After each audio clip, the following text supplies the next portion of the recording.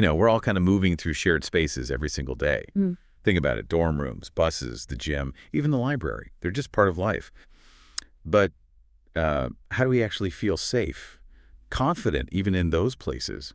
I'm really interested in getting into the practical side of this today, because this deep dive, well, it's about giving you a bit of a shortcut to being properly informed about personal safety.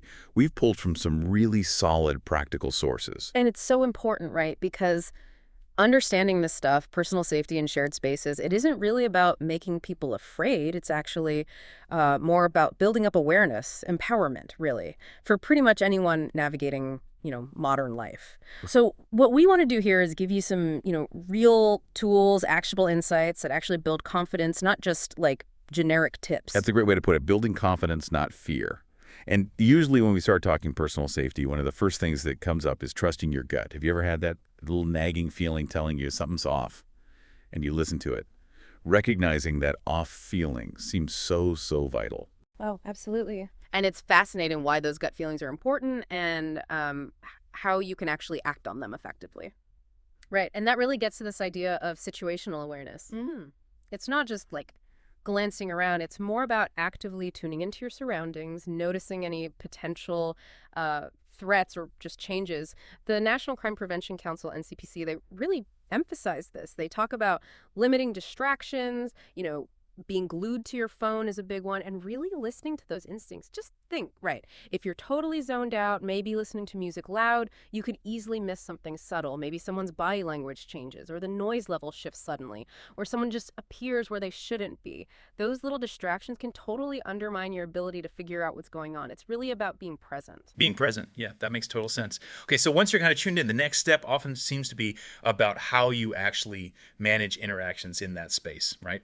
Which brings us to boundaries. How do you actually set them? Especially when someone gets a bit too close, or maybe they're being intrusive.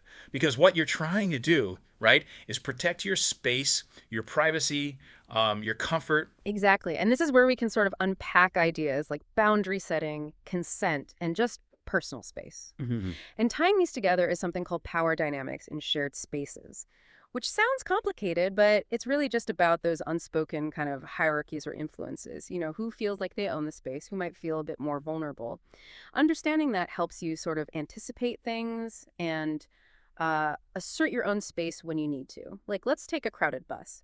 The Commonwealth of Pennsylvania actually has tips for this. They mention things like seating choices, maybe grabbing a seat near the driver, or an aisle for a quick exit if needed, and also how you manage your personal belongings so they don't become a point of conflict or make you seem like an easy target. Or think about shared living, like a dorm. The National Fire Protection Association, the NFPA, they have safety guidelines for campus housing. Now, okay, they focus on fire safety, but the principle applies more broadly. It reinforces this idea of safety planning and exit routes. It's about knowing your environment, having a plan. That applies just as much to getting out of an uncomfortable chat as it does to a fire drill. It's about knowing when that sort of unspoken agreement about shared space is crossed. That's a really good connection, applying those safety planning ideas beyond just emergencies. So, okay, moving from personal space to our things, our belongings, I often feel like an extension of us and maybe our vulnerability in these shared places. How do we keep our stuff safe without being constantly paranoid, especially when it's busy? We need those simple habits, right? Yeah, definitely. And protecting your belongings, it's more than just, hiding your wallet deep in your bag. I mean, there are the basics, like keeping valuables tucked away, locking things up if you can, that helps. But something that's becoming huge is thinking about your digital footprint and digital safety in physical spaces.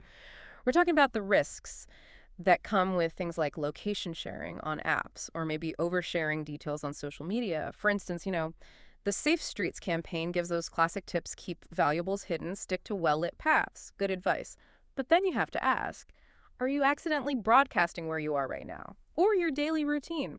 Or even showing off expensive stuff online? Like, even a quick selfie with a distinctive building in the background might tell someone exactly which coffee shop you visit every morning.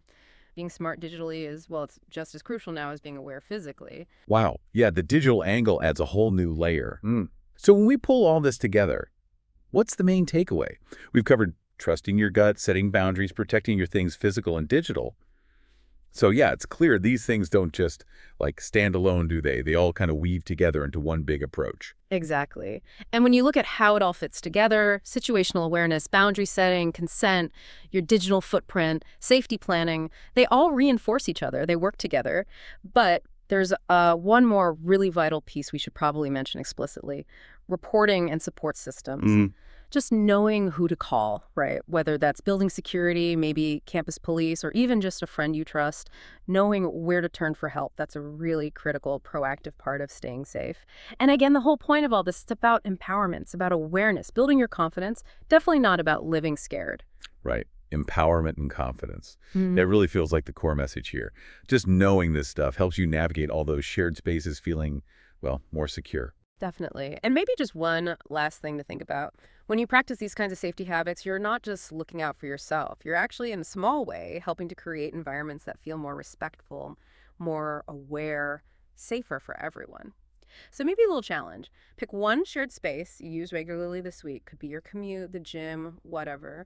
And just try to consciously practice one thing we talked about today. Could be putting your phone away more or just noticing exit routes.